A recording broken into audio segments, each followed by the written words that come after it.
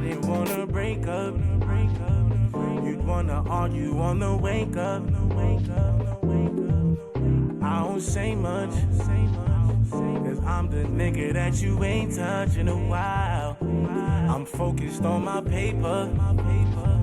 I still can't find the one to replace ya. I still smell your fragrance in that bed that we was laid up in. I never wanted us to break up. For your love, I'll jump over 1,000 miles. You're really pretty with no makeup. I'm putting overtime to see you smile. Yep. What's up, everybody? Welcome to another episode of Let's Talk About It. I'm your host, Twist Johnson. So grab your substance or your wines or stay sober-minded, if you will. And if you're feeling the vibe, like, share, and subscribe. Oh, I would like to put out, we do got a TikTok now. So if you want to catch shorts or new episodes, you can find it on Twist Johnson. And regular episodes, Instagram and Facebook. Facebook Talk About It and Instagram Let's underscore Talk 2025. You can also follow me at Twist Johnson underscore. That's TWISTJOHNSON underscore. And with that being said, let's start. And I know you see this handsome young man is with me. Before we get into him, we got to do the current events that nobody asked for. Today's current events, we have Groupon. Groupon gives out 28 to 70% of food deals weekly. That's right, ladies and gentlemen. So you could just search near you and you could put in your location and your favorite food chain. Or if you're undecided, just scroll inside of your location and Groupon will show you what's in store with the deals that they have if you order through their search engines. And you can receive 28% off, 30% off, 70% off. And you can even go as high as up to 80, just depending on what the food chain is doing and what's near you. And some examples is ice cream, cheeseburgers, burger franchises, Chipotle, Popeyes, Spanish, Mexican, and American cuisines, just to name a few. So, all my people out there, if you got Groupon, you got deals coming weekly for you. Go ahead and eat, you foodies. All right. Let's get into this gentleman that we have right here. Tell us what's your name, where you're from, and a little quick something about yourself, and then you can do the honors of the pour out, pour up. All right. Well, Twist, I want to thank you. My name's Dominic, and I'm in Miami. I grew up in Chicago, and I spent time on the West Coast and the East Coast, and just enjoying like the good weather and the beaches down there in Miami. And I think so is everyone else, given the fact that the population just grew tremendously in the entire state of Florida. And I'll share with your audience that I am a reality architect. So if that not immediately calling things to mind, feel free to ask me questions. I can share what that is. And let's see, something interesting about myself. I'm gonna go to India in a couple weeks, and I'm going to get certified in a specific type of yoga, and I'm looking forward to learning that. Okay. Yeah, the reality architect, we're going to get into that a little bit more. The pour out and pour up. Who would you like to pour out for or pour up to? I'll pour out for. Well, I'm not sure. Like my own mother, she's still alive, and she lives in Chicago, and, Okay. always praying for her good health, and for her to feel good about things in her life and have comfort. So that's why I'd like the pour out for. Okay, well, let's pour out for moms. Let's pour out for moms. Just because it's moms, I'm gonna have some water. I'm not gonna do a drink. This is Mom Dukes. Mom Dukes. Let me get it here. Sorry, my background screen sometimes mess up. All right, here's the pour out for moms. Thank you, brother. Okay, so Appreciate it. you Thank ready you. to roll these questions? Yeah, let's jump Because into we're it. gonna have a lot of questions coming. You're a relationship person. I don't want to use the terminologies. I know we hear a lot of relationship coaches, life coaches. You said I had to write it down because I never heard the terminology. Reality architect. Let's get into that first. What is that? Can you elaborate? Yeah, for sure. And as desired, you're asking some questions about it. So, Okay. people will say, "Oh, life coach, I think I get it. Relationship coach, I think I get it." So I do those things: life coaching, relationship coaching. I think really more specifically, what captures it is reality architect. And so, I have a belief that objective truth exists out there, but our ability to actually perceive it and know what it is really small. And so, but the more that we can pursue that and go towards that piece, the more we can create our life the way that we want it to be. I think one of the issues that most of us are dealing with things that we think are reality and they're not. So when I say reality architect, I'm saying, well, let's focus on what you want to have, and then let's design that and let's build it. And so Mm. architect in a true sense, let's come up with blueprint, let's come up with the designs, let's like dig the foundation and let's start building. Mm. I love that. There you have it. Reality architect, ladies and gentlemen. All right. Speaking of reality architect, when I guess you deal with couples and marriage couples alike. Yeah. So the predominant clientele I have, and it's just the work I do when you think about like Okay. coaching, outside of business coaching, it's Mm. going to be women. Okay. And so, most of my clients are women, and I see women that are single. I see women Hmm. that are in short-term relationships, long-term relationships, and I meet with women that are married. And quite frequently, yes, I'll meet with couples. So I'll meet with their other half. So like when I'm thinking of architecting, I'm thinking of like rebuilding or constructing. So I guess a lot of the questions that come to you is more like how to restore or how to build a healthy foundation when it comes in relationships. What are some of the questions that's mostly inquired for your services? Well, so I think we can divide it up in a couple of places. Yeah. So some women they're dating, but they're frustrated with their dating results. So they might say, "Well, I keep dating the same type of person, even though the actual person changes." Okay. So that's one thing. So they want better results in their dating. Uh, Other times, women are in relationships and they're trying to decide, well, should I stay? Um, you know, I'm doing all the things. He's not doing like what I want.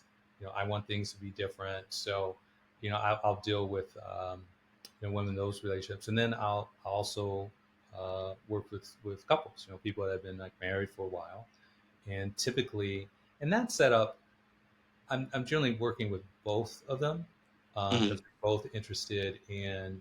I think it's like getting back to something that it was before, and so it got to a place where they felt positive enough to marry, and so that was, we can say, maybe like a peak in relationship, and time has gone on and things have deteriorated or they've gone down, and so it's no longer at that peak, and so Hmm. they want things to get back to the way they were, or they want things to get much better than like the way they were. So I work with women generally on that. And so just in general, when I work with women, a lot of times it is about relationships, or it's about having more connection, feeling more love in relationships, or more intimacy. And I also work with women that aren't necessarily interested in the relationship side of things. They're interested in just having more connection or more results, say with the sibling, or like a parent, or they're just interested in having better results in life. Hmm. And so, a lot of my clients, if you were to meet them, you say like, wow, like look at everything that you're achieving. Look at like, how amazing your life is. And so on the outside, it looks pretty good. Internally, what they're feeling is, yeah, they've gotten what they wanted, what they set out for. They got the education they were looking for. They're making the money that they want to make, but they're not feeling the way that they want to feel. And so whenever I say all or never, of course, big stereotypes, but generally, most women have more of a emotional range, and Hmm. like they're very interested in what they're feeling, and they're very in touch with their emotions, and so Yeah. you'll hear a lot of language saying like, I feel this, or I didn't feel this. And when it comes to the male clients I'm working with, a lot of them, their language is a lot of, well, I think, men being, say, again, huge generalization, but men being maybe less the emotional side of things and more rational, logic, problem solving, that type of thing. And so when I work with guys, and these are much fewer, Hmm. a lot of what they're interested in, it's not a better relationship. If they're interested in having like more power, or Hmm. more status in the world, and if it is a relationship I'm working on, it's typically their partner, who I've been working with for a while, Okay. she has convinced him that he needs to come talk to me. So that's why. Right. I guess pushing the agenda like he's great. You know what? I want him to hear this as well. Yeah, I can see that happening, especially when it's male to male interaction and we're talking about like what we could do different. And I feel like when we are seeking guidance and coaching, usually it's one person seeking it, and then the other person is really not fully on board. But if they really enjoy their partner and want to continue their relationship, the person who came in the first place usually becomes the Hmm. Yeah, I mean, in relationships in general, it's it's. I mean, everyone listening can decide for themselves, but generally, you're gonna have one person who's more into the relationship than the other, absolutely. are more invested. And so typically, like I will start talking to the more invested partner Hmm. uh, before I start talking to the other one. And uh, I think that the best circumstances I get is when the other partner comes in and he's open. Sometimes she's open uh, to hear. They're receptive. And a lot of times, what I get is more like the body language of like the arms crossed, Hmm. uh, you know, present but skeptical. Hmm. Let's hear what this nonsense is about, so I can just like pick it apart Absolutely.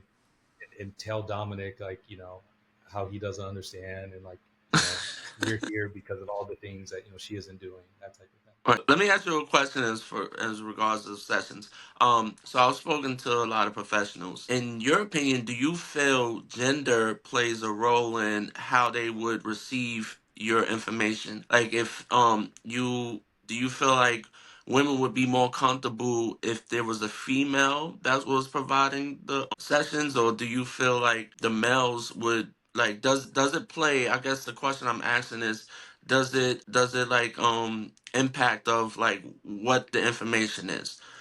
I guess for example it would be like the um if the couple is struggling with communication, do they feel like a male should be the person that's talking about communication when females usually are the ones that want to have that engagement and want that communication? So do you feel genders like kind of play a role in the and like how do you give your sessions?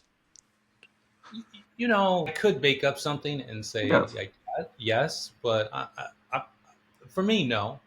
Okay. I really feel with people in this profession, it's like talking, working with people, working on interpersonal stuff. You you you you find eventually who you feel comfortable with, and Right. I think in general, uh, there's a joke I've heard about therapists, and I'm not a therapist, but it says like a therapist was invented because you would pay someone to listen to you. So Yeah. back in the day, a therapist was a friend. Yeah. So along those lines, I think one of the things I offer that is just quite different from what a friend will do is that, yeah, I actually will listen. I'm not trying to kind of keep a pace of you to try to tell you what my experience is. I'm just really trying to learn what your experience is. Mhm. Um, and so I think for the people that eventually come to me, I don't have like a silhouette and like a big question mark on my face like online. It's this, and so they know like, oh, I'm going to be working with this dude, this guy.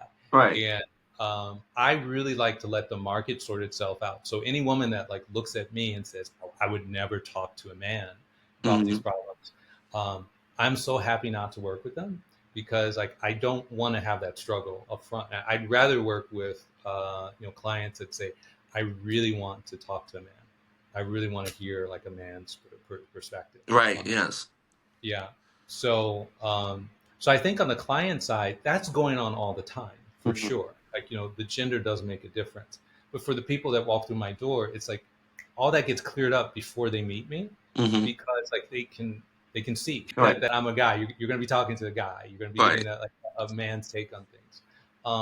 I will say what's helpful for women in particular, um, just give an insight on what I'm doing. Hmm. So um, we can say like, every man has an inner feminine and every woman has an inner masculine.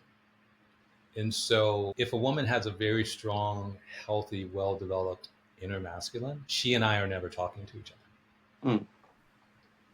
Like they're not my clients. And so if anything, and they're not walking through my door realizing this, but I can see it pretty quickly, like in the development of their inner masculine, something went sideways or something wasn't present that could have been present, like to be helpful. So, um, they have an inner masculine, but what's showing up is like a wounded, or they may scarred or unhealthy inner masculine. And so, to be more specific, if you just think, man to man, like what is a man? It's like grounded, non-reactive, decisive, leading, protecting.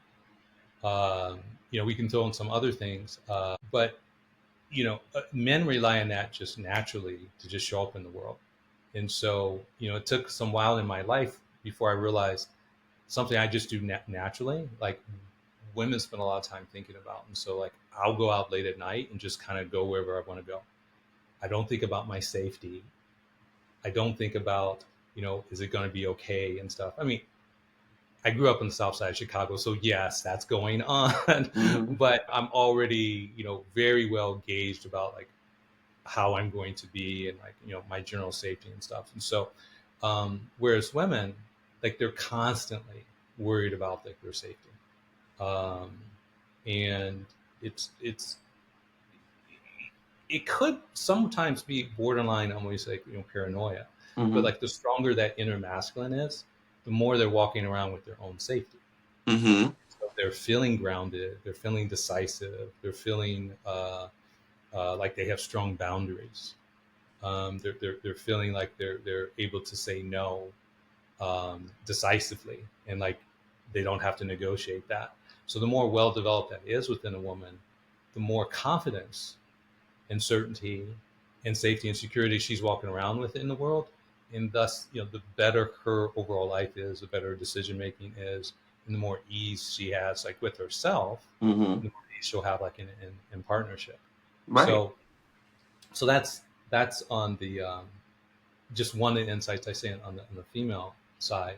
The guys that show up that want to talk about relationships, it kind of, I would say, it has to do with more the dating side of things, and they may have had maybe in their own way insufficient masculine influence themselves. And Mm-hmm. I don't want to characterize, these are all my clients, but I'd say like a common thread.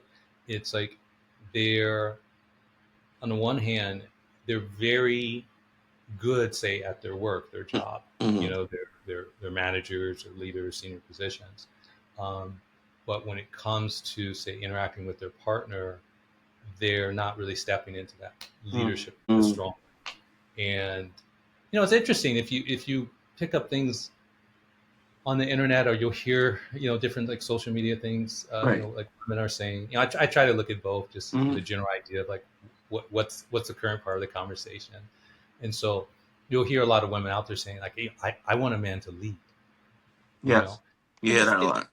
yeah, and it's curious, or at least I think it's curious when you hear about it, because Uh, I mean, let me just chime in with that. I was on a panel. Like, I like to join a lot of conversations when it comes to relationships, and leading seems to be like a number one priority when it comes to the female counterpart of us leading, like you said. And I wanted to touch on the masculinity part with the leading. Where I'm getting at, not to drag it, is that a lot of them say they want someone that's going to lead, step up, be intentional. I want you to do this without me having to ask. But there were females, and these are coming from females that gave me the enlightenment that a lot of times females don't know what the leading that they're asking someone to do.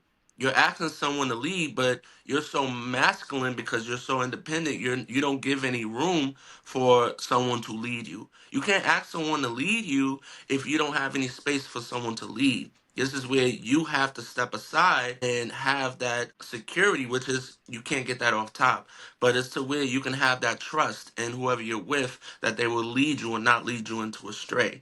But where I was getting at also with the masculinity part, I was asked, because we hear that a lot, when we're talking about leading or taking initiative. Oh, sorry. Leading, taking initiative, being a man of the house.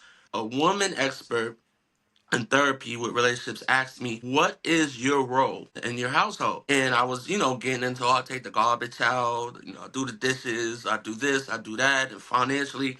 But the other woman chimed in and says, "See, this is where we have the problem, is because overall we come up with these roles that were provided in yesteryear as a standard.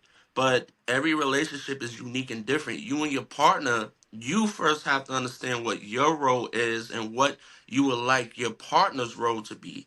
And then your partner has to know what they like a role to be with you.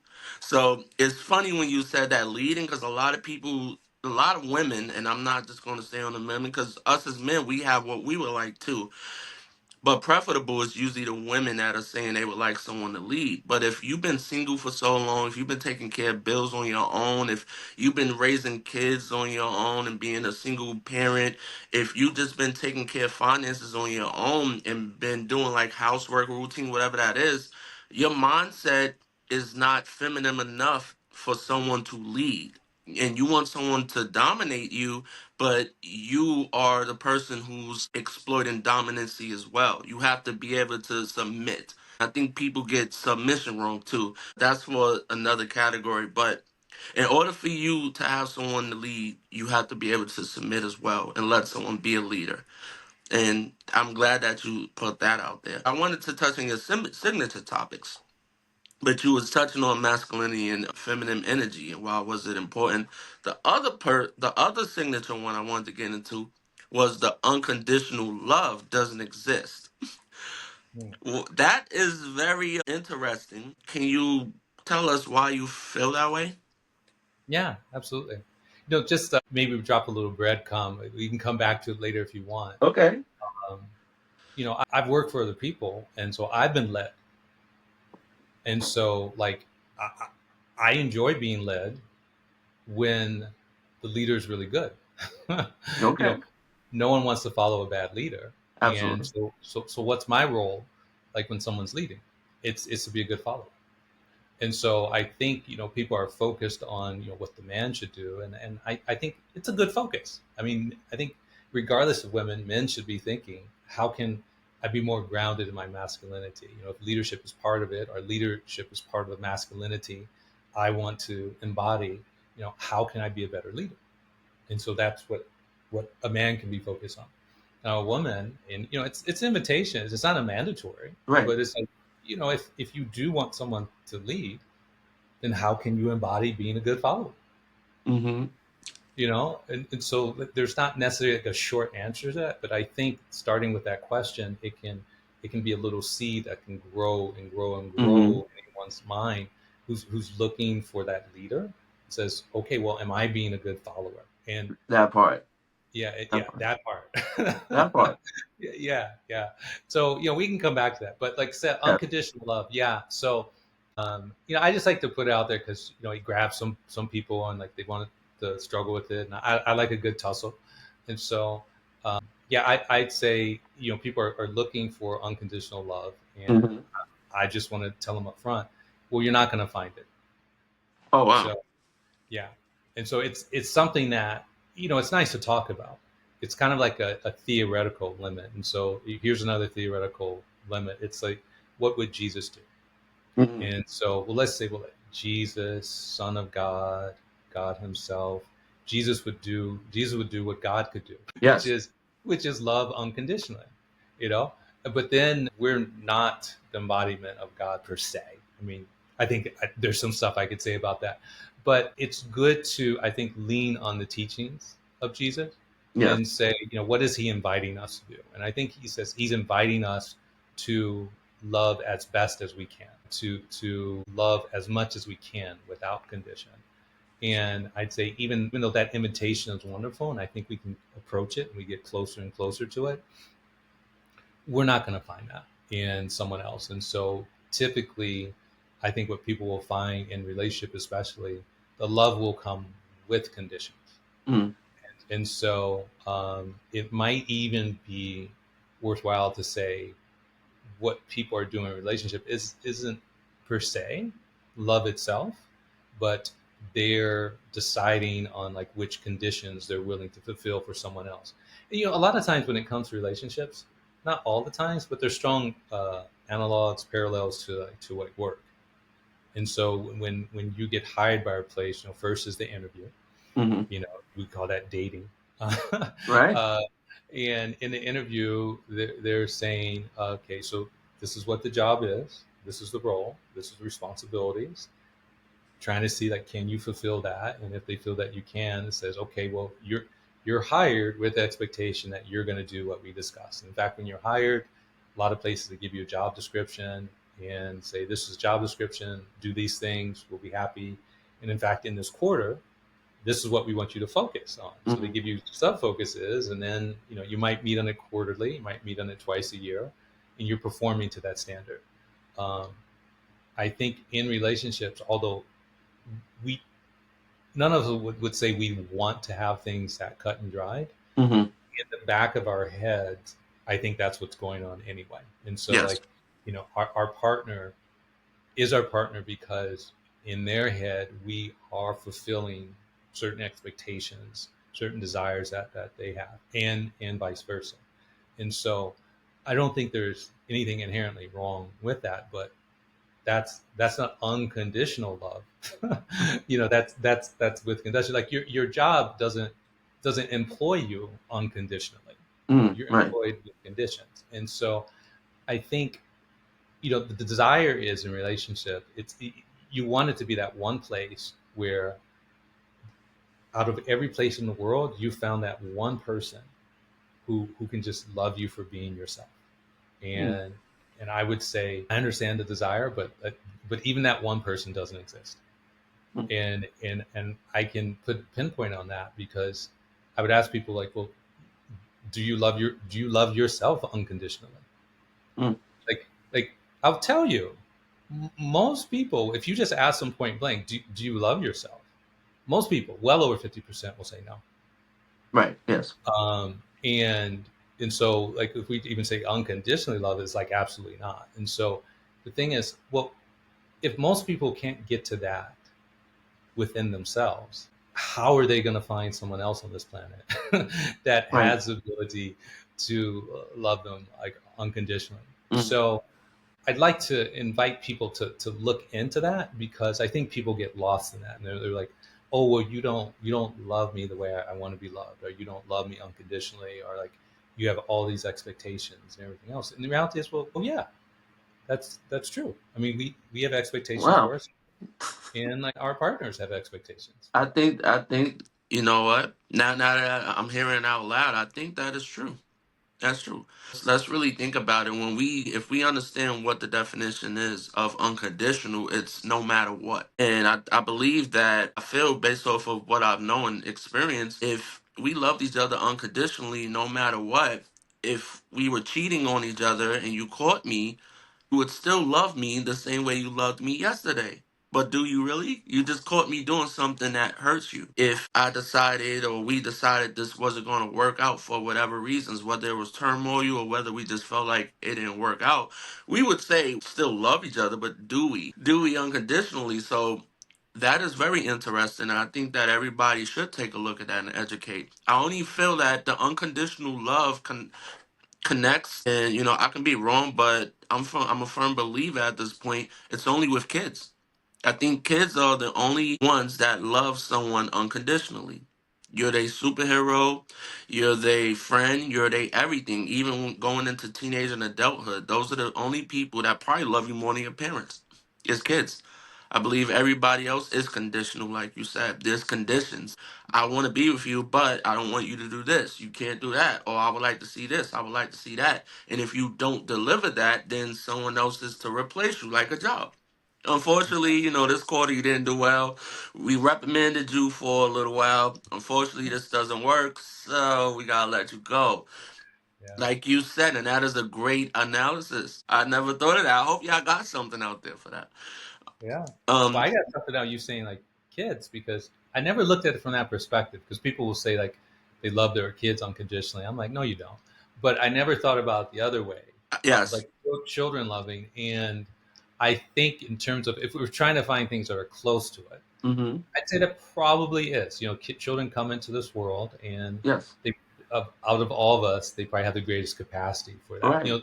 The example I've used, because some of my clients, they'll really get the message. They'll say, "Okay, I understand that I was looking at love differently, and Right. like now, now I understand what love is, or I think I do." Um, but I remember, like, the first time I heard this question, it says like, "Well, how how can you how can you know what love feels like?" And I realized that I actually didn't have that difficulty. I've had others in life, but I didn't have that difficulty in my own upbringing. Mm-hmm. And so I had to think about it, and I share with the person, and I share with other clients since. It's like, well, if you've ever had a dog, that feeling that you feel your dog has for you is probably the closest of what I could describe that feeling as.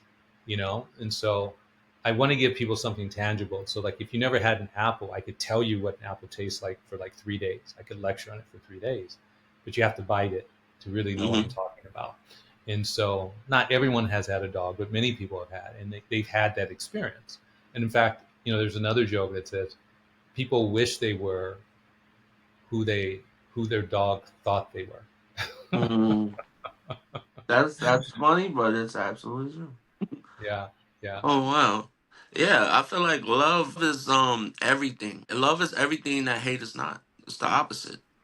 Hmm. It's I guess love we can, that's different. Like animals, they can love you unconditionally, but you feed them, you do everything for them. They're basically kids. But yeah, Yeah. just before we move into like sides of the topic, I just want to say the only reason why I started to think about that is just think about when I say that the kids are the only people that probably will love you unconditionally. Is think about kids who have absent parents or parents who have been addicted or people who don't know their parents. Why do you think that people still yearn towards trying to figure out why they didn't love them or why they weren't there or what did I do wrong? And in return, even if they didn't know the parent and the parent was just occasionally present but always absent, you still would see, even though they hate them, or though they might swear at them, or like that's not my dad or that's not my mom, they weren't there. You can still see where the pain and where the hurt and where that unconditional love still drips out, to where Hmm. it might present as they don't forgive them, they hate them, and they hate their guts. But in all reality, that hate is from the pain of the unconditional love. That hate is from that unconditional love that they have for that parent, and that's why I feel that way. Yeah, yeah. I mean, I think very much so. No matter which way you cut it, I think there's the ideal way to develop as a child, which no Right. one experiences. So I mean, it's like unconditional love. The ideal way a child develops, like it doesn't happen. But the ideal way, I feel like it's a container. So imagine like some container here, and so what we're doing is like we're pouring in love, Yes. and I'll also reveal like I think the word unconditional is redundant. It's unnecessary. Mm. I mean, we use it a lot, but it's either love or it isn't. We don't have Okay. to call it unconditional love. No one wants conditional love. And No. so I'll just say, I'll introduce here. So we're pouring in love, and so the container is filling up. And so if it fills up like a quarter of the way, not good enough. If it fills up like half, like not good enough. Like we want to get it all the way to the top. And so like that means this person has a full container of love, and from that moment on, they're walking around with this full container of love inside of them. It's Mm. almost like a power battery and stuff. And so when you're walking around with a full container of love, you're not looking for someone else to love you because you're full. And so like you don't need to be filled up. And so if someone loves you, you're like, great. And if someone doesn't love you, you're like, great, I can see you don't love me. But you don't have a yearning for that person to fill you up. It's like when let's go if, like if you got a quarter of that amount of love. Well, that's what you were put out into the world with, or like at the end of your development. And Hmm. that development, maybe it's arbitrary age. Some we can say as young as 7, honestly, or 10. If you look at some things, they say like most of who you are, it's set by the age of 7. There's, I think, a Greek philosopher. He says, show me the man at 7, or show me the boy at 7, and I will show you the man. So it's just like whoever you are at these young ages, because you're a sponge, you're absorbing all these different experiences. That's going to echo throughout the rest of your life. And so if you only got like a quarter filled up, you're going out into the world kind of like, will you love me? Will you love me? Will you Yes. love me? And like you have that yearning. And so people will be giving you something, but it's likely not love. So what it may look like, it can look like attention, Mm. or it can look like praise, or like flattery or something.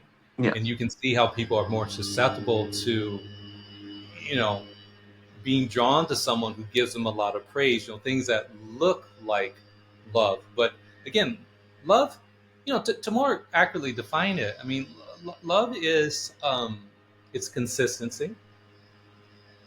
Um, it's also like acceptance. So it's not because you act this way you get love, and because you don't act this way you get love. No, it's like it's acceptance, and it's patience. There's compassion, and there's also something that a lot of people are not thinking about. It's service and it's sacrifice. Mm. So like think of a parent. If a parent is not in service to their children, or they're not sacrificing for their children, I think it'd be hard to say that that's a good parent. And Right. that might be a harsh thing to say, but it's like this is what love requires. That's how you fill up that container. You know, um, and when a person is not willing, or a parent is not willing to be in service to you, or not willing to sacrifice, that's when that container doesn't get filled up. And so you're looking to receive that energy. And so that's kind of the great delineation in life. If your container gets filled up at a young age, it's kind of like it's like a superpower, Mm. because you can interact with other people without needing them to give you anything. Right. And if you, and that can be your employer as well, your friends as well as your significant other. But if your container is not filled up, unless you do a lot of work to fill it up yourself. And that's the thing. Like once childhood passes, because childhood is a very magical period. It's like the only time in your life where maybe, because it's not guaranteed, where maybe there's other people that exist in your life that are willing to do things without expectation of something in return. That part. Like they're willing to fill up, and like say, you're good. Like you don't have to give back. It's just like this is what I'm choosing to do this for you. But there's a point in time where that ends. Mm. And it's, in my opinion, it's ended forever. It's ended forever. So it's not going to come back. Even people you marry, they're not going to do this unconditionally. They're like, no, you're in this role, this position. You have an expectation, Absolutely. like the job description. And so the only way to fill that up, and you can, but you have to do it yourself. Mm. Self That's the, first. yeah, yeah. And if you're able to do that, then equivalently, you could be like that other person who got it at a young age. You get to a similar place. You just got there later, and you got it after a lot of realizations where it's like, oh, like I can't get this from other people. This is something I have to do for myself. Right. All right. Speaking of self, and speaking of, we were talking about unconditionally. We were talking about in the beginning. We was talking about so much. I love this, Dominic. This prompts this question: Is what do we do wrong in the early phases of relationships? Um, I don't know if I've heard that before. So, this is kind of top of my head. I would say we hide ourselves, or we Mm. unintentionally gaslight the other Okay. person. Okay. And That's by good. that I mean is, we do our best to put our best foot forward. And so, think about like, what a woman might typically do. The makeup, the hair, the heels, the lashes. Everything looks so like well put together, like all the time. That's like at the beginning of the relationship.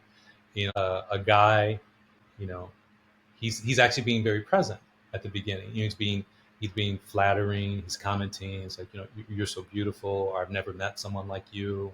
Um, I've never had this feeling before, about you. So, um, you know, that can be there. Sometimes maybe that might be a bit overboard. There's this term called like love bombing, which Mm. is another thing. But I think in general we can we can be um, less authentic, less real Mm, than what we actually are. And so, just like a job interview, yes, you want to put your best foot forward. Um, but I also think at the beginning, um, I think a lot of times what we do consistently is we go in believing that this person is finally going to give us what we want, mm, and they're not. They're right. they're they're they're just going to be themselves, and Mm-hmm. so um, I think I would say people are looking for like a relationship to bring them things that they don't have already, and so people are saying, well, with this relationship I'll be happy, or with this relationship I'll feel loved, or this relationship I'll feel special, or I'll feel prioritized. And the thing is, maybe they do feel like that at the very beginning, but eventually everyone kind of goes back to themselves, or like who they are. And once that happens, there's a certain amount of, we might call it disillusionment. Really, it's just reality setting in. I mean, you're starting to see the person more and more for who they are. Like after the honeymoon phase, it's the butterflies and everything is gone. Yeah, Yeah. yeah. And I think, I'm glad you said it. Butterflies is that I think what people do wrong in the beginning relationship is that they're chasing the feeling. And I think particularly for women, it's that they want to feel a certain way. They want to feel those butterflies. They want to feel that they feel special, or that he's the most special, or they want to put the guy up on the pedestal. Mm-hmm. It's amazing. How I see so many women just push that man up on the pedestal like right away, and they see all these like special things about him because they want to see that there. And so I think the gaslighting, we kind of gaslight ourselves Mm-hmm. into believing there's something there that isn't. Let me see if there's an equivalent thing I would say that the guys do wrong. I think it's maybe in a similar way. It's not putting up on a pedestal, but Mm-hmm. they want to see more than say what's already there. They might idealize her too much, or they may start saying, "Oh well, this is the one," or "This person is so special." It's not to say that the person won't grow or won't expand into that things, but it happens over time. If you think of any of your friendships, there's no friendship that was like that. I mean, friendship, it happens over time because it takes time for you to see what's there in a friend. It's like, is this friend consistent? Is this friend trustworthy? Is this friend reliable? Is this friend able to accept responsibility when things go the wrong way? Is this friend not going to blame me every time like there's some type of upset or misunderstanding? And Mm-hmm. so I think if we looked for partners that we thought could grow into being excellent friends, I think we'd have a leg up in relationships that a lot of times we don't, because we're chasing the feeling that we want to Mm-hmm. feel. I love how you answered that. For me, what I've learned that like I've done wrong was creating an expectation for someone that I don't know. I'm pushing my expectations on them rather than just stating what my expectation is, but not to where they become the person that I'm expecting, if that Mm-hmm. makes any sense. I think a lot of us do that in the beginning. We're not giving disclaimers of full transparency of what we would like to see in a relationship. We're giving disclosures of transparency of the expectation. For example, how many times have we've all been on dates and we're like, so what are you looking for in a partner? What are you looking for in a man or a woman, whatever your preference is? And they start to tell you what their ideal relationship or partner is. And naturally, we want to become that person because we like them. We see something that we want. So we, like you said, forget our authentic self and become the person that they are requiring for their relationship. And what happens after is the next thing we always hear, they're not how they used to be in the beginning. They changed. That's because they were never that person in the first place. Naturally, normalcy as humans, we want what we crave. So when we want something, we put our best foot forward. Going back to your job, the job analysis during the interview, what is that? You have to sell yourself. So Mm-hmm. you're gonna say whatever it needs to say that's going to equal up to the qualifications that they already see on your resume. So After the interview process, what happens? Now we have to perform. Everything's pretty okay in the beginning, but then what happens? Our performance might start declining if we're not the person that we say that we were. Going back into the relationship is because instead of saying what your expectations is, but putting it in a way to where that it's open ended, to where I'm not going to tell you what I feel you should do. This is a requirement that I'm looking for myself, whatever that's going to look like. And I feel like that's what we do. That's what I do, and I see a lot of us do in the beginning is just not be direct with the transparency and creating the illusion for the person that we want and not the person that we are. You did say something about friendship. And I think friendship is very important when you're in a relationship. You have to have a friendship. But I want to touch on a different side of it. So venting.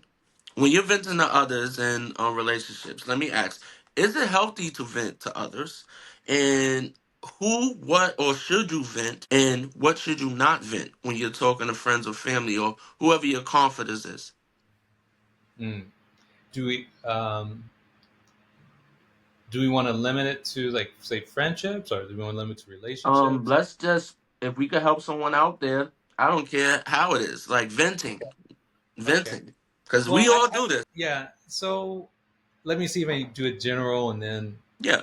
see if I have anything to say about relationships. Because I actually think I do have particular talent for helping people navigate the complexity of relationships, because friendships are not as complex as Okay. relationships. So I think what I would say about relationships, like, it'll be more than enough to help someone navigate like a friendship.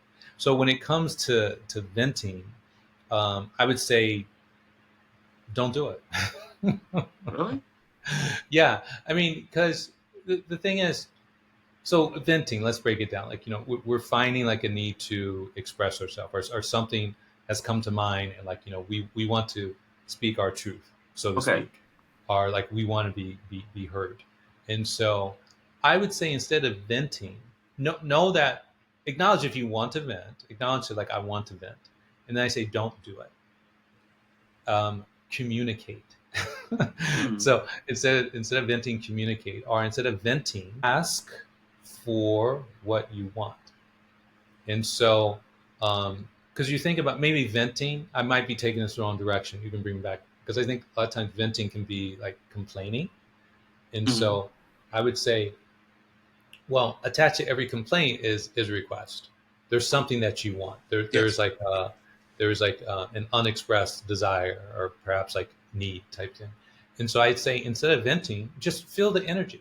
I'm a big fan of people feeling, men and women, like, feel it, feel it. Yes. Um, there's phrases, there's truth to it. If you want it, you have to feel it before you can heal it. Yes, I think that's the case.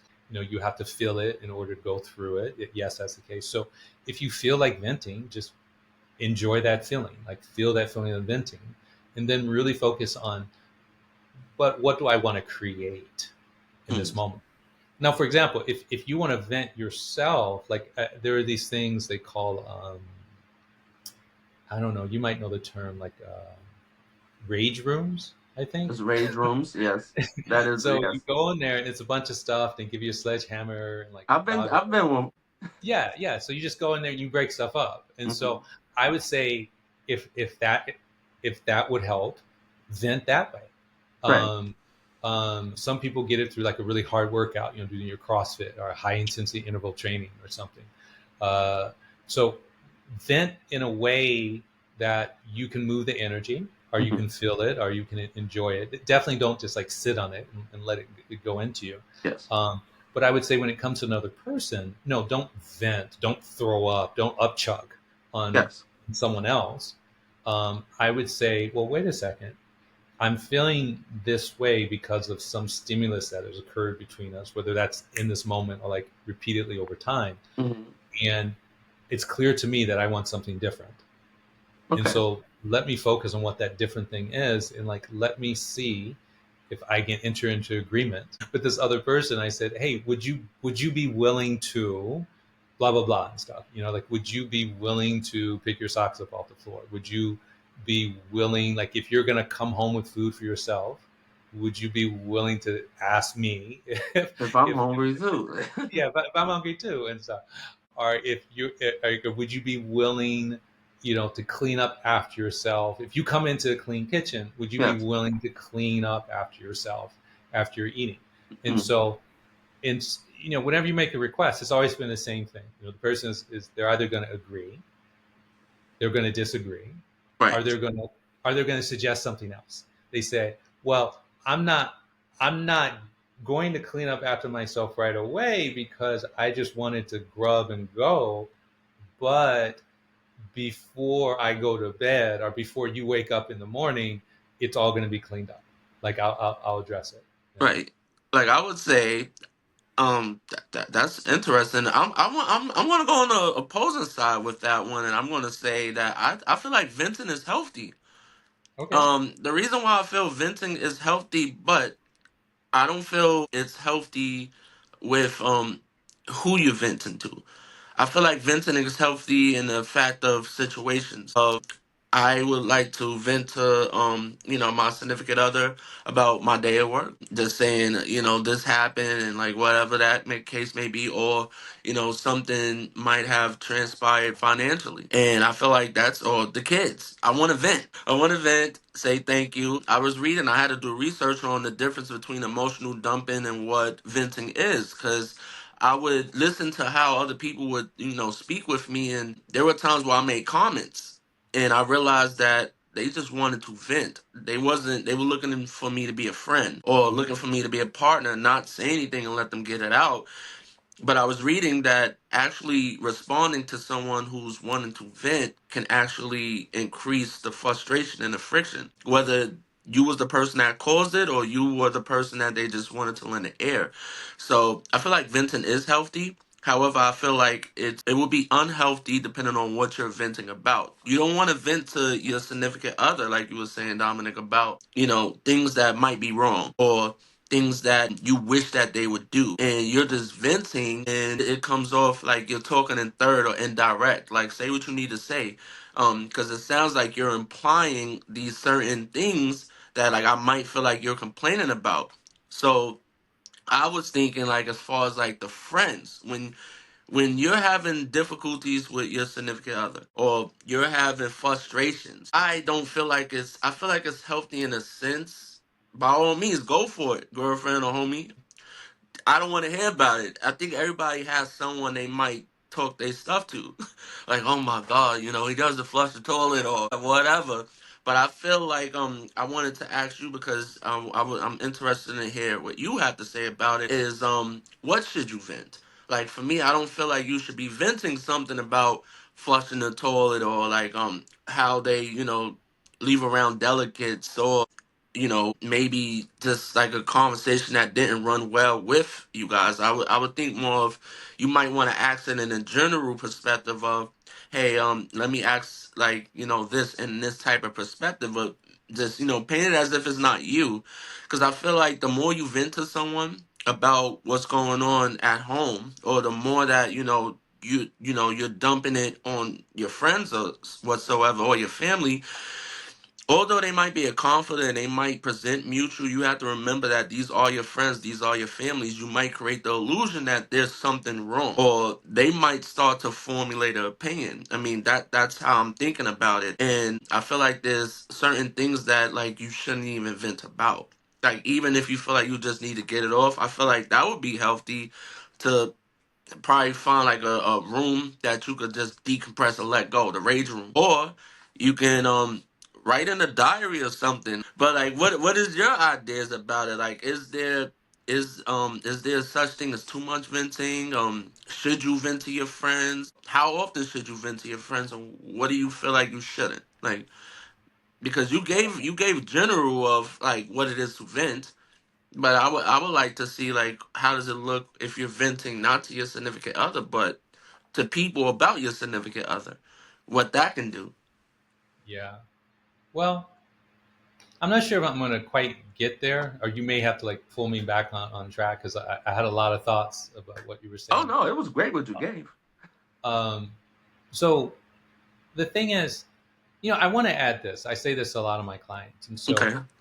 like if I knew what truth was, I would share it with you.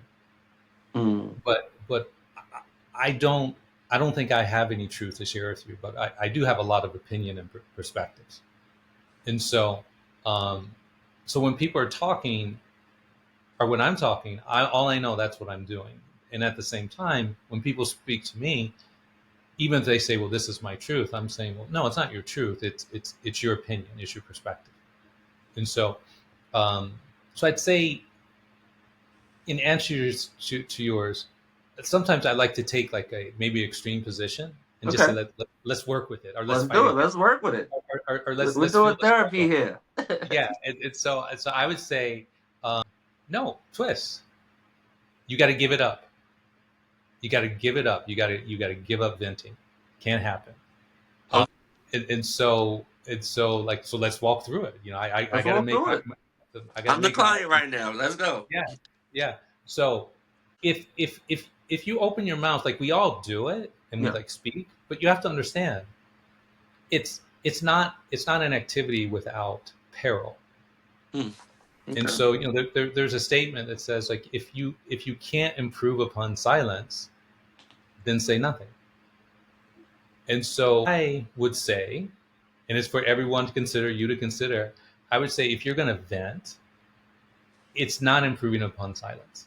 And so what we really want with our partner, we want intimacy and we want connection. And I think when we vent, we create the opposite. We create distance, we create disconnection. Mm. And so I do think this activity of venting, or processing like emotions, is super important, but you have to find the right container for it. So earlier we joked that, a therapist is just someone you pay to listen Yes. to. And so, but here's the thing, your partner's not your therapist, you know? And so, like, if you want to vent, then maybe you do find a friend, and Right. and you find a friend who's able to give you that space. Um, and when I say give you that space, who's able to listen to you and just be present with that, and let it be that, and not say, well, this is what you need to do, or like, yeah, she's wrong like this. This is what my girl used to do, and it's like, I hate when women do this. No, they just listen to what you have to say, so you can get that energy Mm-hmm. through you, because it's so important for us to feel like we're heard. It doesn't necessarily have to be like with our partner. Right. Um, Maybe sometimes it is, and what you'll understand, like, a lot of times women, they're venting all the time, but they're doing it with their friends. And so, like, women are famous for having their friend groups, and like large friend groups, and they get Yes. together with all the time, and they're You talking talk shit. shit. Yep. Yeah, yeah. And, like chat groups online, blah blah blah, and stuff. Like everything's being discussed, and so they have that opportunity to vent. Unfortunately, men are not known for having this, and so, we hear, men, there's an epidemic of loneliness. Guys don't talk to each other. Guys don't even have like one friend or something. And so, let's say, given to the extent that that is true, um, maybe when it comes to men venting or expressing themselves, maybe they're less skilled at it, and Mm-hmm. maybe when they do it, it might tend to be more the dumping than just like expressing themselves, like with their partner. And Mm-hmm. so, I've been giving several bad jokes. So, like, here's another one. It's These are like, great jokes. Look yeah, ahead. it's like, if you're a man and you want to vent, then like get a therapist, or like go to a men's group, do that, because I would say, for a man in particular, your partner is not one who wants to hear you vent. And not to say that she can't, but she just may have limited capacity for it. Right. Yes. And so I guess I'm feeling humor today. So I was in this comedy club recently, and this guy was talking about men and women, and he says, like, women, they want their men to be more vulnerable, communicate, and everything else, and like, more emotional. And he said, guys, this is true, but that space where like a woman has to see you like cry. Yeah. He goes, that's exceedingly small. He goes, that's smaller than you could ever imagine. And Okay. so he was saying, like, maybe like a couple of times, because I do think a woman wants her man to be in touch with his emotions, Yes. and she wants him to be able to receive her emotions and Mm-hmm. process that or help her process that. But and this will be controversial, and it's countless people are going to disagree with what I'm going to say, and it's Do it. fine. Like I want to tell the world it's okay if we don't agree. And so uh, I think, but when it comes the other way, I think women want to feel secure in the fact that their man is able to process his emotions. He's able to figure out how to ground himself. And so if he's venting, a lot of times that can look like he's being reactive, or it can feel to her like, oh well, I'm not safe because like I'm coming to you for Mm-hmm. grounding. I'm coming to you to help like process these difficult emotions. And so like you're my rock. And so like when I see my rock coming to me and getting into these emotional states that I get in and feeling like ungrounded, like sure, maybe I can assist, but that doesn't feel as good as just knowing that like you're on top of your stuff.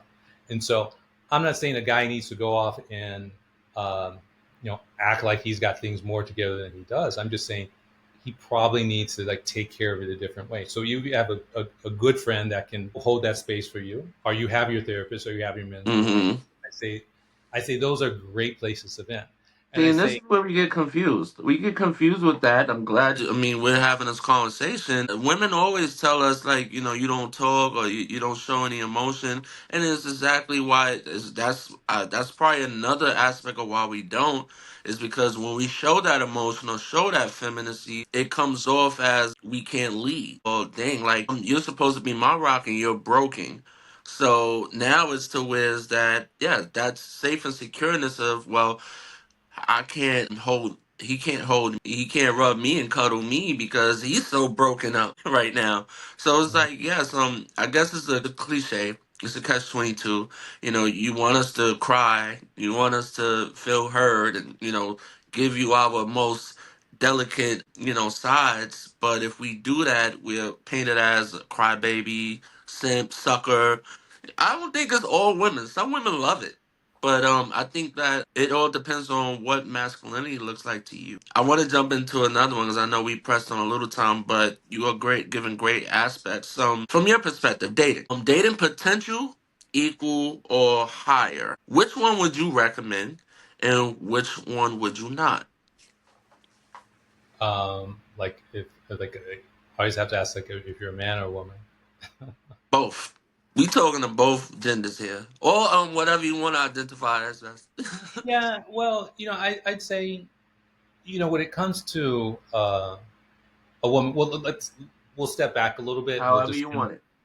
look at things that do happen in the world. So, you know, uh, a very successful man is going to be able to, um, you know, date the barista at Starbucks, or like date his secretary. Like a very successful woman, like that's just not going to happen. And so, in general, a woman, and I think this is kind of really more biology. I don't think this is like a cultural thing. Yeah. Um, I don't even think it's a country thing. I think no matter where you go in the world, you'll kind of see this play out. Women have a preference to look up to their partner. They want to admire him in a certain way, so they want to see him like skilled or accomplished in some way that they see that he's actually better than her in this regard. And so, not like a better person, not a better human being, but just like better than something she's at. And so, I think him having that capability puts her in that place where she feels what she likes to feel, which is a lot of that safety and security. And so, I think it's just a tougher road for a woman to date a guy that she doesn't um, have this respect or admiration for. Mm-hmm.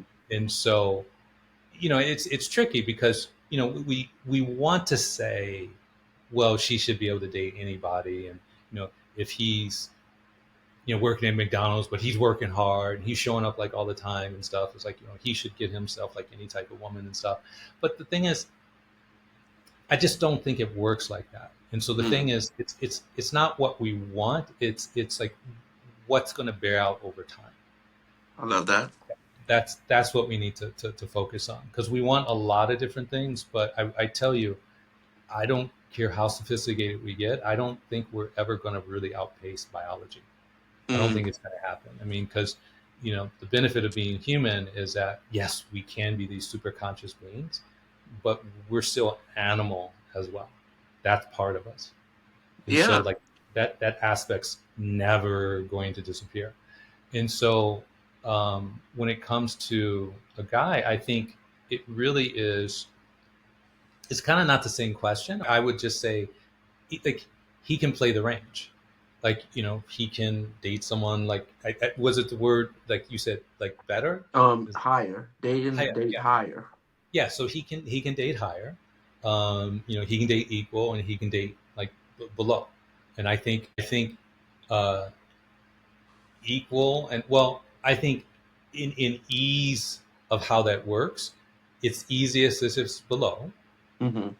Um, and it's a little bit harder, still works, if it's equal, and it's hardest when it's above because, you know, I think, you know, part of what a man has to do, he has to really be grounded in his masculinity, and by that I mean he has to be confident, he has to be unflappable, and so as a man, there's lots of things to shake our confidence. It's like we don't make as much money as we want to.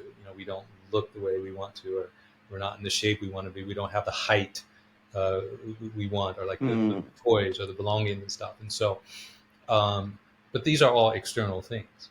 right. And so we can't completely just say, well, I don't need any of these things. And then also go into the dating life and hold on to that, because no, that's not the case, because our partner is probably going to want us to need things to make sure the relationship works in Right. a certain way. And so um, when it comes to dating a guy, dating someone who's say like above him, Mm-hmm. um, a guy has to be really have a lot of self-confidence to pull that off, Oh because yes. you know he may be fine with it, but people from the outside will become like, wow, like your lady makes more money than you, or like, wow, your lady like wears the pants like in the family, or like, oh, I see how she bosses you around. It's because like she's doing more in life, and you need to tend to her needs. And so the thing is, people always talk, but you have to be strong enough to like let that go. And you said it yourself. Every relationship is unique, and that's the special thing. Every relationship is unique, and so regardless of what I'm saying or like stereotypes or whatever, you can make it work within the confines of your relationship if this is what you want to do. So I work with a number of clients. The woman actually is much more masculine than her partner, and sometimes that's a disaster, Mm, and sometimes it works out really well. And even I'm fascinated by how well they navigate the two. And um, I can look at it and say it wouldn't be something that like I would want in my life, but I can also look at this and say like, you guys are making this work, and not with like tape and like chicken wire. They're making it work at a really good level. And so that's, I think, whether you're a man or a woman, you want to be present enough within your own relationship, and also loving enough, which means accepting, putting yourself in service, and also wanting the best for the other person. That mm, gives you the ability to have a relationship that might look unconventional from the outside, but from within, you're not worried about convention or non-convention. You're just concerned about, does this feel good to me? Is this something I can remain committed to? right. You know what? Listening to you explain it, I still have my reservations of how I feel about it. But that's very, very beautiful, and I think that could help someone out there. I feel like for one, I want to say culturally, yeah, the data with potential does resonate. But as a man, I do want to say like we always on the chase, and we like to be the person of leadership. It is to where it's like if you're dating someone higher of status, society will put this, and put you in a box and bash you and make you feel some way. So I think that's very important that you got to be able to have that thick skin to not look at what people are saying externally. That's hard. I'll just touch on it a little bit because I want to ask you one more question before we go. But what I would like to say about dating with potential equal higher, I want to say date with intention. Date with intention and date. This is gonna sound funny, but it is what it is. Maturely, date with your heart and date how you can. If you're a person that, for men, you did say that, which is true. I would say when we're dating someone, it doesn't matter except for when it's higher. That's when we're trying to chase and try to get up. We love a challenge. Dating someone equal, I feel like that's a sweet spot, cause then like there's no there's gain, but there's not a lot of loss. It's more like agree to disagree, and we could walk away, and everyone's okay. You can only go up from there. But when you're dating someone with potential for a man, it's to where we're not going to like respect it. I'm probably giving our Jews away, but it is what it is. It's to where it's that like if we're dating someone that's below us, it's to where we're taking care of you and we're doing all of these things. This is not yesteryear. And I want to shed light because I don't want the older fellas to get me, but we all, the man's supposed to do this, the man's supposed to do that, the man's supposed to pay the bills, whatever, whatsoever. But that makes the woman below. That's the potential. Potentially, she's doing nothing but collecting bills, cooking dinner, raising the kids. But it's to where, if you can do everything that I'm doing and nothing more, then what that does is that creates a space to me to feel like, well, I can do what I want. I can go start a family over here. I can go do what I want over here. Kind of, just cheating on you doing what I want. Because at the end of the day, there's no substance. There's no integrity. That power kicks in. Not by intention, but it happens. As a woman, I want to say women are more nurturing. They wouldn't mind dating someone with potential, but you actually have to be utilizing that potential. You have to be performing and getting. If they met you working at McDonald's, the goal is by 6 months to a year, whatever. They have their invisible goals. Like if he doesn't make it here, then it's done. But if you're working at McDonald's when she met you, the expectation is either you become that manager at that branch or you transition into going back to school or going to get a job as a career, whatever that is, and you transition into either becoming a dentist, becoming a therapist, a counselor, whatsoever, so you can get in another financial bracket. And then you guys could talk about whatever you guys need to talk about. Dating equally, I feel like for women, it's the same to where it's not going to make you or break you. You would say thank you if it doesn't work out. But they, depending on what kind of women you're looking for, whatever their mindset, dating higher, all depends on what are you into. If you like that alpha male presentation of Ferraris and Porsches and mansions and I get money type of stuff, whatever. But if we're talking about people who are really seriously trying to be in commitments, I don't feel that just like that's why I said I feel like it was beautiful the way that you painted it. I feel like if we're dating with intention and with our heart, none of that should matter to an extent. To an extent, we have to live. But I feel like if we're dating with intention, wherever you are, as long as you was transparent as to, hey, this is where I'm at in life, this is what's going on, and whether they're higher, you might be lower, and it might be some intimidation. If you dating with intention and dating with your heart, you guys can have a conversation as to how that can look in like the near future if you guys are making goals with each other. But if you're not, then you guys are dating, then you guys got to figure out what the sweet spot is going to be for you. If your significant other is a female, she's making more than you as a man. How are you going to put your best foot forward to start to advance to become equal? If you're a person that you guys are equally matched with emotions, finances, whatsoever, what are the goals that you guys are going to make so y'all can advance together?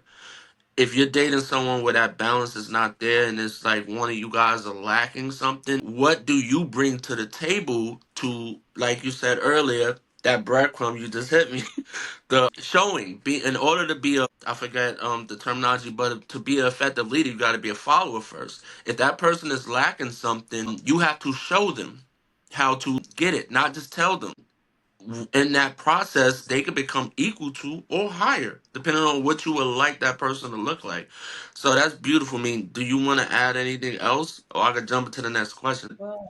I'll just add a little bit because I could go on. Hell yeah, that's a controversial, and that's another ending side of relationships. Yeah, I mean, I guess in life, you can say it's there are games within games within games, and so I would say you have to determine what level of the game do you want to play at, or we'll Hmm. say ascend to, or rise to, or what have you. So, like to give a concrete example of that, we can look at historical figures, and maybe some less historical. And so, let's say in a business career, in the business game, I want to be like an Elon Musk. I want to be like Steve Jobs, you know, um, or like a Mark Zuckerberg. So you can be focused on that in your career.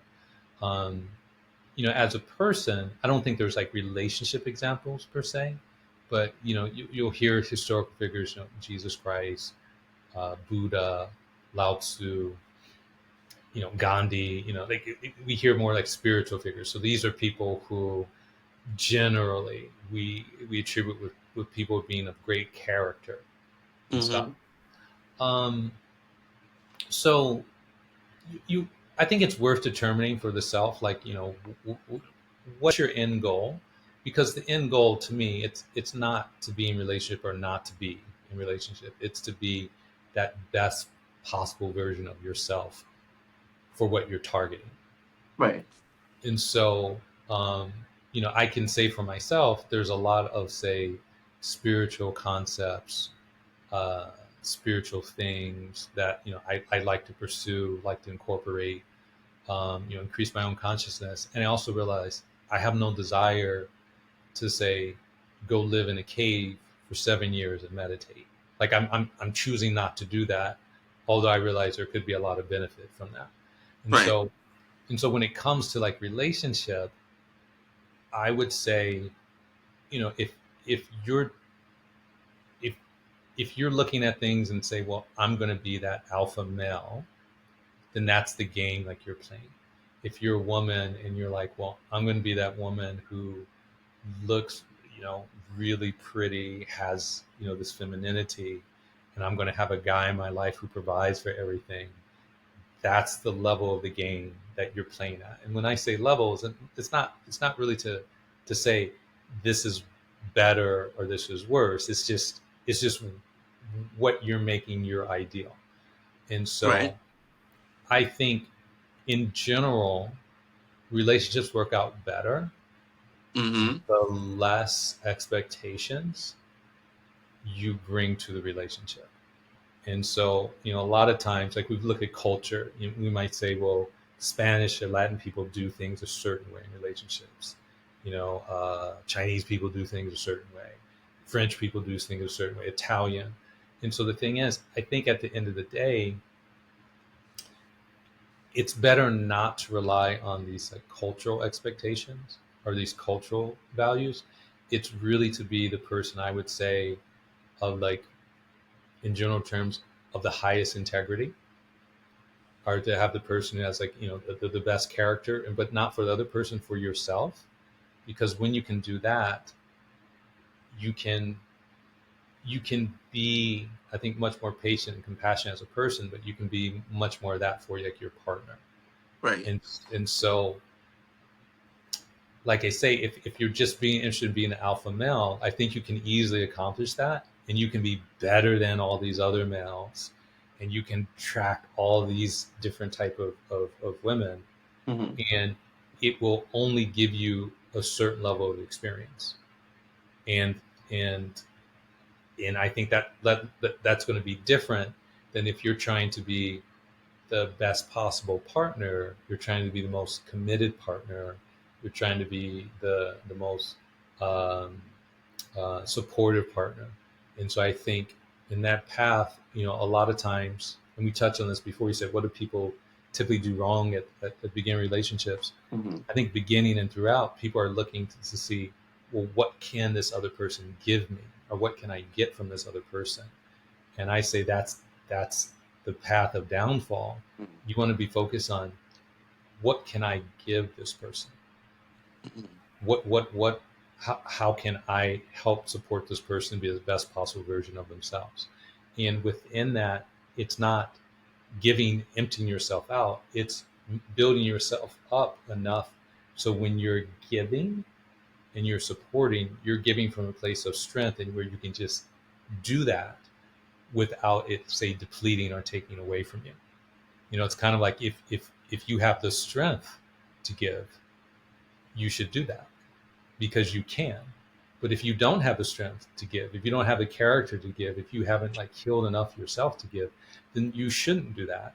You should work on yourself until you get that strength. Mm. There you have it. I got one more question for you, Dominic. This is a trend. All right, so I'm in this like forum, right? There's like mental health providers, family and children therapists, relationship therapists. So we were getting into the topic as becoming of moving in together with people. I want to ask you because we're having a great conversation and you're giving a lot of great advice out. What do you feel? Can moving in together speed up the relationship process as far as people that are looking to date to marry or be in long term relationships? Do you recommend moving in together early in the relationship so you can speed up that process? No, Okay. Explain. just done. But I want people to get the no. That's why I gave the long pause. Yes, give the no. Give the no. uh, I don't see like any necessity or requirement to move in together to speed up anything because I don't think anything needs to be sped up. I think I think what people should always have to focus on is like trying to figure out how the best possible version of themselves and really figuring out two things. What do I want and why do I want it? That should be people's perpetual question, like daily. What do I want?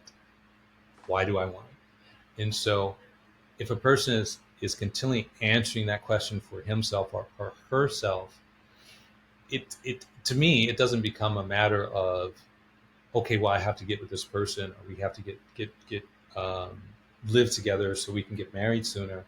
It's that person helps himself or herself figure out um, how they're just going to be in life, how they're going to exist in relationship, and it helps them really understand themselves.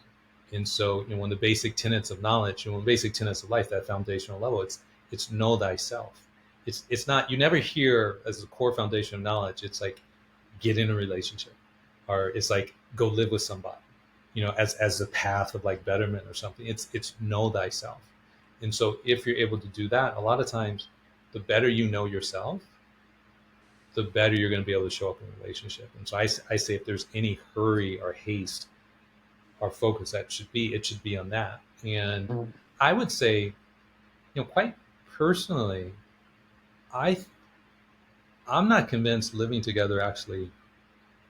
I mean, at some point, yes, but here's the rub of living together. It makes Okay. people lazy.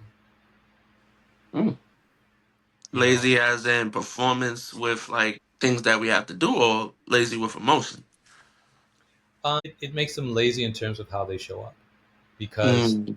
they're like, well, I don't have to put in the effort I did before because I already have this person. Like we're already like living together, and so I think the focus both people should have is not moving in together. It's like am am am I becoming the person I want to be, and is is the person I'm becoming compatible and in alignment with like this person I'm seeing? Like, is Mm-hmm. this what she's desiring? Is this what he's desiring?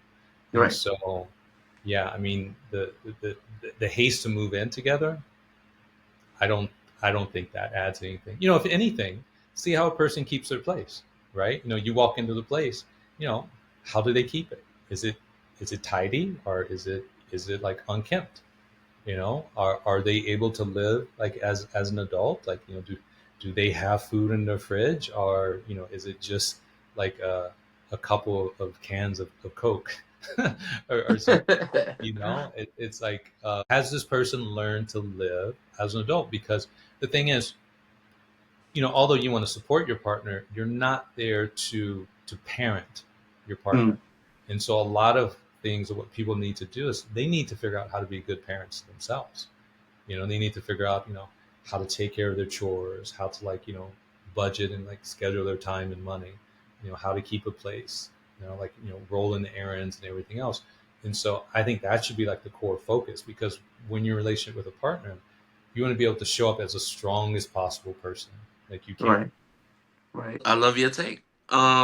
See, I had this conversation on like a few platforms in regular life. It's a split. It's a split idea. I don't think either one is wrong. I know growing up, I was always told, don't move in with someone or have someone move in with you until you're sure. Having the conversations, and now that I'm a little bit older, I believe it all depends.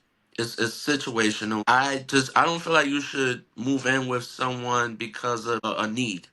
Like you need a place to stay, or you just see what they have and you become an opportunist to try to get ahead in life, because you're never going to be satisfied. You won't be happy, and eventually, what's in the dark comes to light, and people will see like what your real intention is. I will say that, like, I agree with you when you're saying see how someone lives.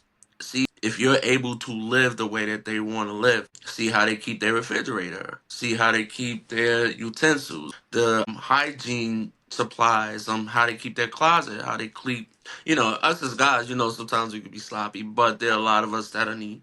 I guess it doesn't matter with that. I want to say I did hear other perspectives to where they said is a healthy tool to explore if you are looking to marry, or if you're looking to be in a long-term relationship. As far as it speeds up the process of like getting to know how a person lives, if you guys are not going to kill each other, if you guys could actually spend quality time together. You can establish what balance looks like between friends, family, and you guys, what dating time looks like. You can establish like what roles are for you guys early on, rather than just speaking about it and then getting actually into that environment together and you guys can't even work.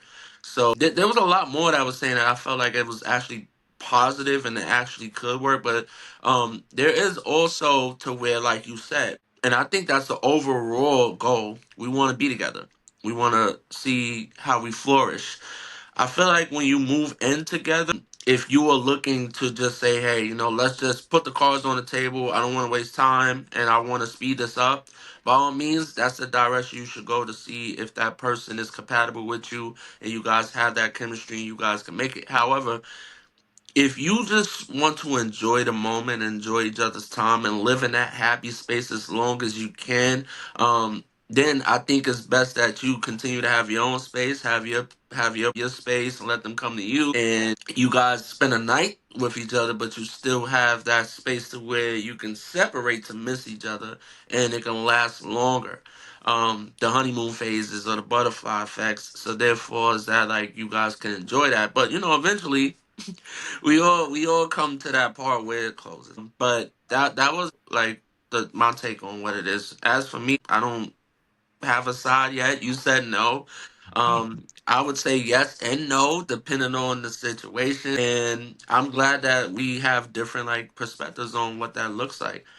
I want to say thank you for coming up. I had a great conversation with you. Someone out there is going to learn something. I learned some stuff. In closing, any information you want to give to anyone out there, if you want to promote your services or you just want to give like some advice to any new couples or old couples, whatever it is, and you can drop your handles at the end and then I'll bring us out. Yeah, yeah. So I guess one general piece of like guidance or advice for people, you think you're looking for a partner that's like this, or the perfect partner, or a partner that meets certain requirements. And what you're actually looking for is you're looking for the best version of yourself. That's what you're looking for. Mm, And so if you focus on creating that, an extremely good partner is going to drop into your life. And if you don't focus on doing that, then the partner that does drop into your life will not be nearly as good as if you did the other thing that I was talking about. So that's just my general tip or guidance to people out there. As far as services to people, I'm standing up something new. So like group coaching, most of my stuff has been like one-on-one, and I will still do one-on-one coaching. So I would say, while I'm in this changeover phase, the best way to get a hold of me is just send me an email. So on just email it's Dominic, Doinic, at innerpeaceadvisor.com. And if you want to just send me a direct message on Instagram, if that's too much to remember, it's at innerpeaceadvisor. You'll find me there, and you can send me a direct message, and we can connect that way. Yeah, there you have it. Y'all better check my boy Dominic out, man. I'll definitely have your handles at the bottom in the comment section. Don't forget to leave the comments and make sure that you guys tune into the show. All right, so that concludes our episode. Let's talk about it. You can tune in every Thursday at 8 p.m. Eastern. And don't forget that you could check out all the shorts at Instagram, Facebook, and now TikTok. Instagram, Let's_Talk 2025. Facebook at Talk About It. And now TikTok at twist.johnson. And you can follow me at twistjohnson_. That's TWISTJOHNSON. And with that being said, I'll miss y'all. All right, thank you. Nice.